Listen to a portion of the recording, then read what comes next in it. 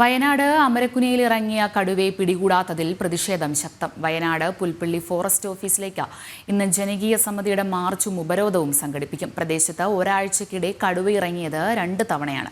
വിവരങ്ങളുമായി അർജുൻ PS ചേരുന്നുണ്ട്. അർജുൻ, എന്തൊക്കെയാണ് വിശദാംശങ്ങൾ?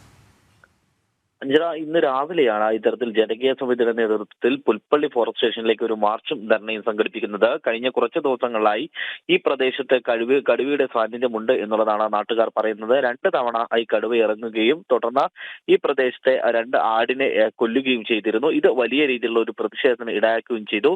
പ്രദേശത്ത് വനം വകുപ്പ് കൂട് സ്ഥാപിച്ചിട്ടുണ്ടെങ്കിലും ഇതുവരെയും കടുവയെ പിടികൂടാനായിട്ടില്ല എന്നുള്ളതാണ് ഏറെ വസ്തുത. മാത്രമല്ല, ഈ പുൽപ്പള്ളി ഭാഗങ്ങളിൽ ഇതിനു മുൻപും ഈ കഴിഞ്ഞ വർഷമാണ് ഇത്തരത്തിലൊരു ആന ഒരാളെ ചവിട്ടിക്കൊല്ലുകയും പിന്നീട് അത് വലിയ പ്രതിഷേധത്തിന് ഇടയാക്കുകയും ചെയ്തത്. വലിയ രീതിയിലുള്ള ഒരു പ്രതിഷേധം അന്ന് നമ്മൾ കണ്ടതാണ്. തുടർന്ന് മിക്ക സമയത്തും ഈ പുൽപ്പള്ളി എന്ന് പറയുന്ന പ്രദേശത്ത് ഫോറസ്റ്റിനോട് ചേർന്ന് എടുക്കുന്ന പ്രദേശമാണ്. ഈ പ്രദേശങ്ങളിലൊക്കെയും അല്ലാതെ ജനവാസ മേഖലകളുള്ള സ്ഥലങ്ങളുണ്ട്. ആ മേഖലകളിലടക്കം നിരവധി തവണയാണ് ഇപ്പോൾ നിരവധി വന്യമൃഗങ്ങളാണ് ഇറങ്ങുന്നത്. കടുവ, പുലി, അതുപോലെ തന്നെ ആന അടക്കമുള്ള വന്യമൃഗങ്ങൾ ഇറങ്ങുന്നത് നിത്യ സംഭവമാണ്.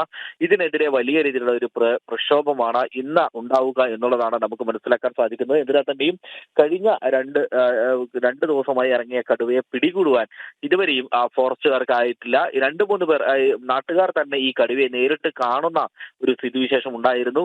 ഈ തൊഴുത്തിൽ കെട്ടിയ അല്ലെങ്കിൽ ആട്ടിൻകൂട്ടിൽ കെട്ടിയ ആടിനെയാണ് കഴിഞ്ഞ ദിവസം ഇത്തരത്തിൽ കടുവ ആക്രമിക്കുകയും അതിനെ കൊല്ലുകയും ചെയ്തത്. അഞ്ജന. ശരി.